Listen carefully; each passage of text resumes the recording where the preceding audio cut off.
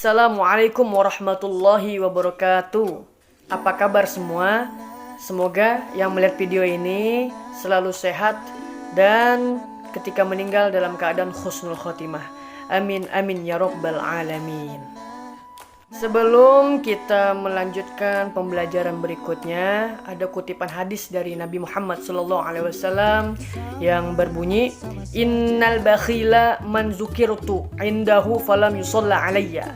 Yang artinya, sesungguhnya orang bakhil atau pelit adalah orang yang ketika namaku disebut, dia tidak mendoakan atau bersolawat kepadaku. Jadi ketika kita mendengar nama Nabi Muhammad SAW, maka dianjurkan untuk menjawab sholawat tersebut dengan jawaban Allahumma sholli wa sallim wa barik alaih. Jadi biar kita tidak terkategori orang yang pelit. Bahkan kata Al-Habib Abdullah bin Abdurrahman Al-Muhdor yang pernah berceramah di Masjid Nurul Falah Dulang, beliau berkata, orang yang pelit walaupun soleh tidak akan pernah bisa masuk surganya Allah. Kita mengetahui bahwa surah Al-Alaq 1-5 adalah wahyu pertama yang diturunkan kepada Nabi Muhammad SAW. Setelah wahyu tersebut turun, terjadi fase fatrat al-wahyu atau berhentinya wahyu untuk sementara. Riwayat-riwayat berbeda-beda tentang lamanya berhentinya wahyu ini. Ada yang mengatakan 3 tahun, ada yang mengatakan 6 bulan, ada juga yang mengatakan beberapa hari. Tetapi memang fungsi fatrah al-wahyu ini menurut Quraisy Shihab adalah untuk menghilangkan rasa takut yang beliau alami dari kedatangan wahyu pertama, serta untuk menimbulkan rasa rindu kepada kehadiran wahyu berikutnya. Lalu setelah peristiwa fatrat al-wahyu itu terjadi, di lain waktu Nabi Muhammad SAW berjalan-jalan. Ketika di jalan, beliau mendengar suara dari atas. Lalu beliau mengarahkan pandangannya ke langit, dan tiba-tiba malaikat Jibril yang ditemui di Gua Hira sedang duduk di sebuah kursi antara langit dan bumi. Maka Nabi Muhammad SAW tersungkur ke tanah, lalu bersegera kembali ke rumah beliau untuk menemui Khadijah seraya mengatakan, Zammiluni, zammiluni, atau artinya selimuti aku, selimuti aku. Maka turunlah wahyu kedua ini yang berbunyi sebagai berikut. A'udzu billahi minasy syaithanir rajim. Bismillahirrahmanirrahim. Ya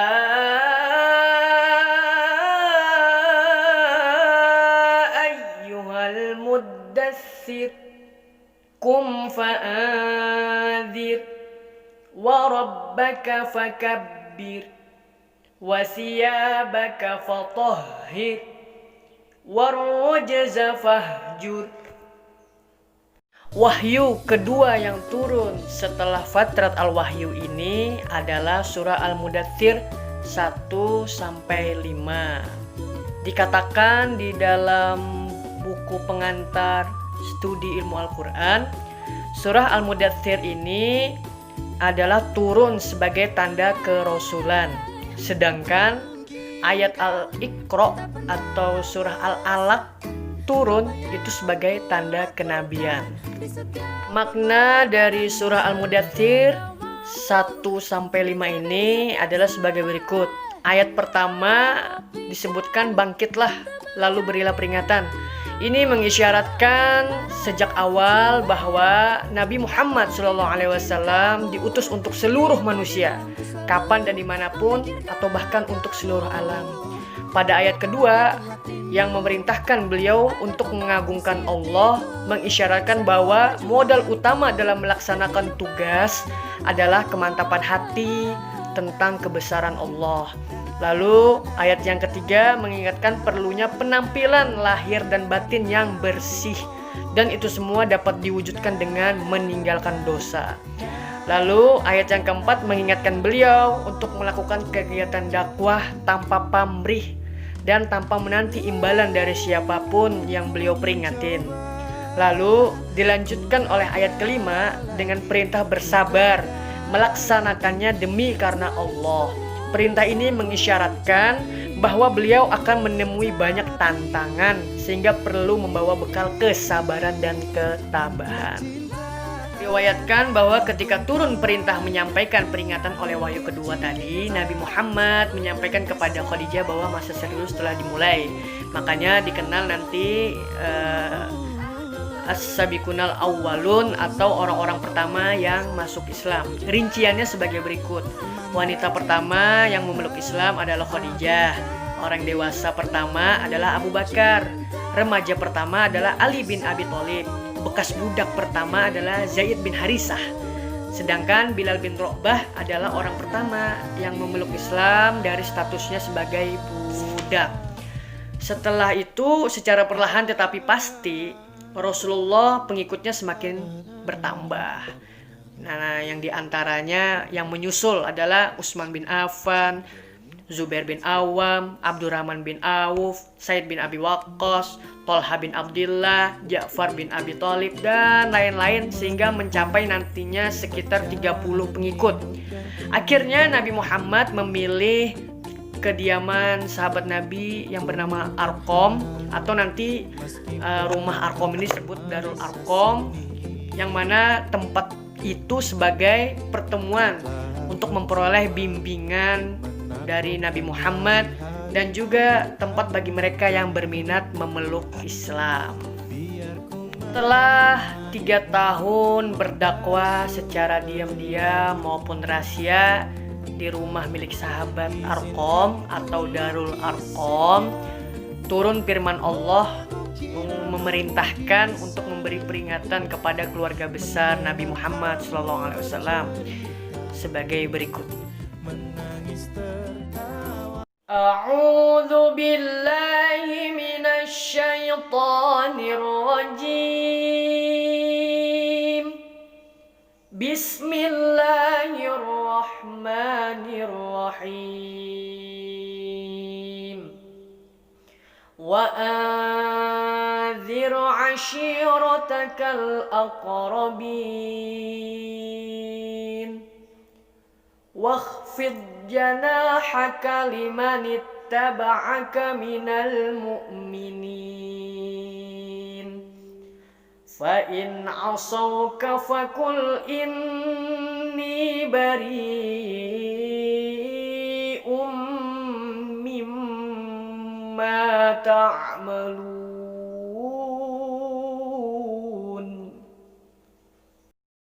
Memenuhi perintah dari ayat di atas tadi, Nabi Muhammad akhirnya menyiapkan jamuan makan siang dan mengundang 40 atau 30 orang dari keluarga terdekat beliau, di antaranya Abu Thalib, Hamzah, Abbas, dan Abu Lahab. Tetapi dalam pertemuan pertama Nabi Muhammad tidak mendapat sambutan yang baik.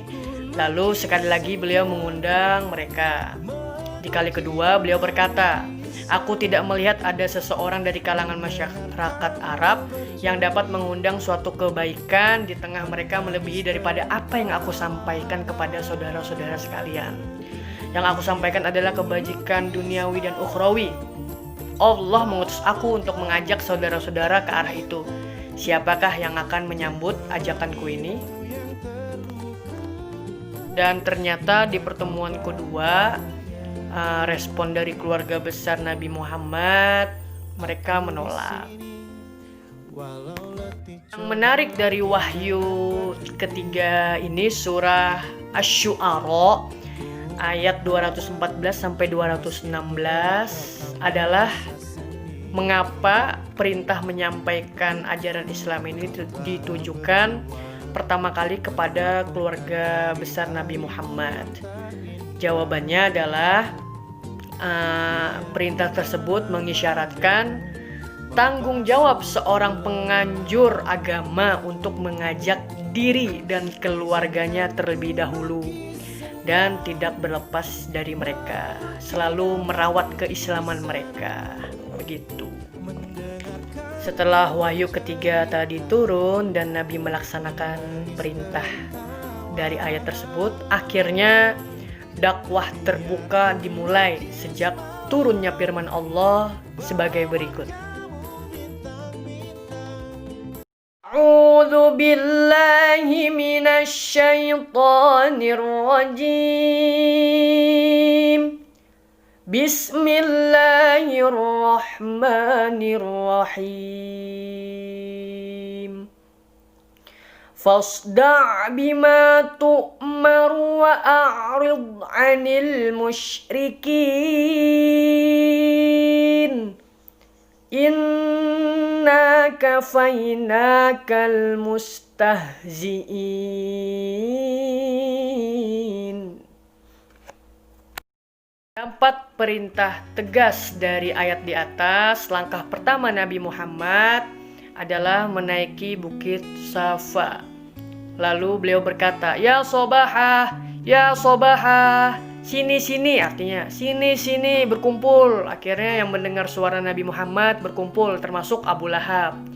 Lalu Nabi Muhammad berkata, "Bagaimana pendapat kalian seandainya aku menyampaikan bahwa di belakang lembah ini ada pasukan berkuda yang bermaksud menyerang kalian?"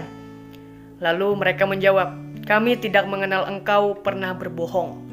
Lalu Nabi berkata, "Fa inni nadhirul lakum baina yaday azabin syadid."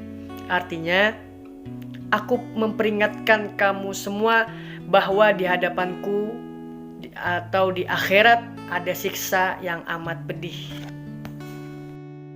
Lalu Abu Lahab yang mendengar ucapan Nabi tadi berkata, "Binasalah engkau sepanjang hari. Apakah untuk menyampaikan ini engkau mengumpulkan kami?" Lalu dari peristiwa tersebut Nabi tidak membalas makian Abu Lahab, tetapi Allah yang membalas dengan turun firman-Nya surah Al-Lahab 1-5. Akhirnya bermacam-macam riwayat mengenai turunnya surah Al-Lahab ini. Di antaranya dikatakan bahwa Abu Lahab ini sudah diajak 1, 2, sampai 3 kali oleh Nabi Muhammad tapi tetap menolak. Bahkan yang terakhir mengecam, menghina. Tetapi salah satu sifat Allah adalah Al-Halim, yang antara lain maknanya menurut Imam Al-Ghazali adalah Dia yang menyaksikan kedurhakaan para pendurhaka, melihat pembangkangan mereka, tetapi kemarahan tidak mengundangnya segera bertindak. Tidak juga Allah disentuh oleh kemurkaan atau didorong untuk bergegas menjatuhkan sanksi, padahal Dia amat mampu dan kuasa. Makna dari perkataan ini adalah Allah selalu memberi peluang bagi yang durhaka untuk bertaubat. Lalu menurut Anda, apa saja perilaku Nabi Muhammad SAW yang dapat diteladani dari penjelasan hari ini?